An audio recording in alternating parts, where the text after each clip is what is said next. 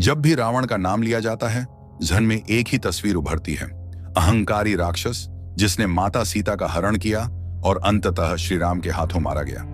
लेकिन क्या आप जानते हैं कि भारत में कुछ ऐसी रहस्यमयी जगहें भी हैं जहां रावण को राक्षस नहीं बल्कि देवता की तरह पूजा जाता है। हैरानी होगी जानकर कि इन इलाकों में रावण को शक्ति, बुद्धिमत्ता और भक्ति का प्रतीक माना जाता है। क्यों? कौन सी मजबूरियां या मान्यताएं हैं जो रावण को यहां ईश्वर का दर्जा दिलाती हैं? क्या ये सिर्फ परंपरा है या इसके पीछे छुपा है कोई गहरा इतिहास? आज हम आपको ले चलेंगे भारत की उन 7 गुमनाम जगहों की रहस्यमयी यात्रा पर जहां रावण के मंदिर हैं, रावण के लिए विशेष पूजा होती है और दशहरे पर उनके पुतले जलाए नहीं बल्कि उनकी आरती उतारी जाती है।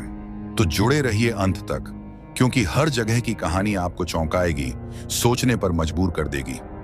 क्या वाकई रावण सिर्फ बुरा था या फिर हमें बताई गई कहानी अधूरी है? नोएडा, रावण का जन्म स्थान। उत्तर प्रदेश में दिल्ली से सटे नोएडा के ग्रेटर नोएडा वेस्ट में बिसरक गांव स्थित है। बिसरक गांव के लोगों का दावा है कि यह रावण की जन्मस्थली थी। गांव वालों के मुताबिक गांव का नाम रावण के पिता विश्रवा मुनि के नाम पर पड़ा है। यहाँ ऋषि विश्रवा और उनके पुत्र रावण भगवान शिव की पूजा करते थे।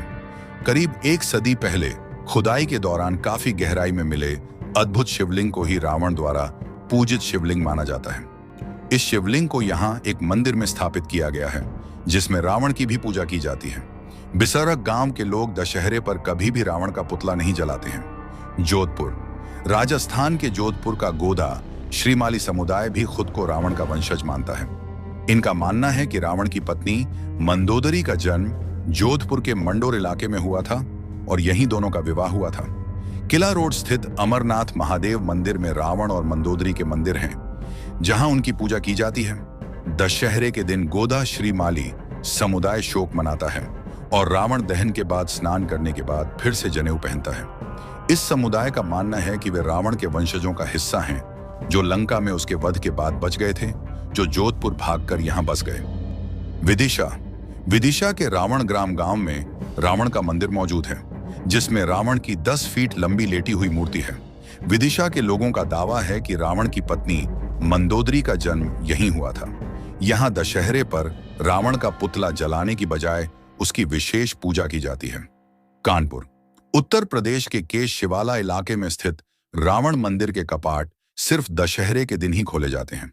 दशहरे के दिन रावण की मूर्ति को विधि विधान से स्नान कराकर दूध से अभिषेक करने के बाद सजाया जाता है और फिर पूजा अर्चना और आरती भी की जाती है। मान्यता है कि यहाँ तेल का दीपक जलाने से सभी मनोकामनाएं पूरी होती हैं। आंध्र प्रदेश, आंध्र प्रदेश के काकीनाडा में भी रावण का एक मंदिर है जिसके बारे में माना जाता है कि इसकी स्थापना स्वयं रावण ने की थी। यहाँ भगवान शिव के प्रति रावण की भक्ति को दर्शाया गया है। हिमाचल प्रदेश, हिमाचल प्रदेश के कांगड़ा में भी रावण की पूजा की जाती है।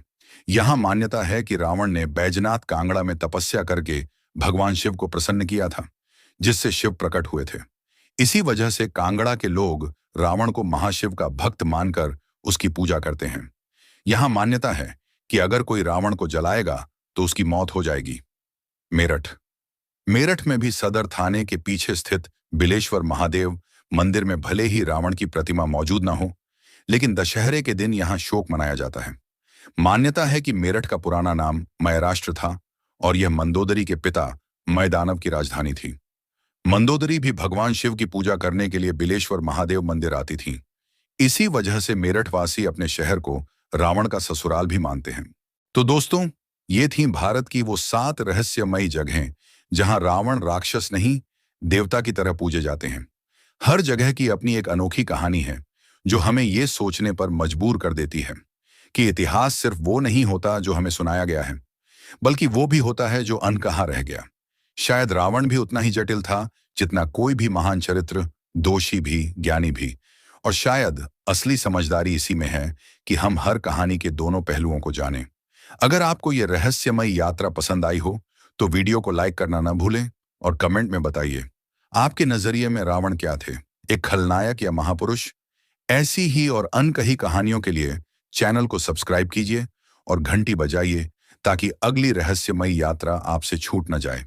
मिलते हैं फिर एक नई कहानी, एक नए रहस्य के साथ। तब तक के लिए जय श्री राम।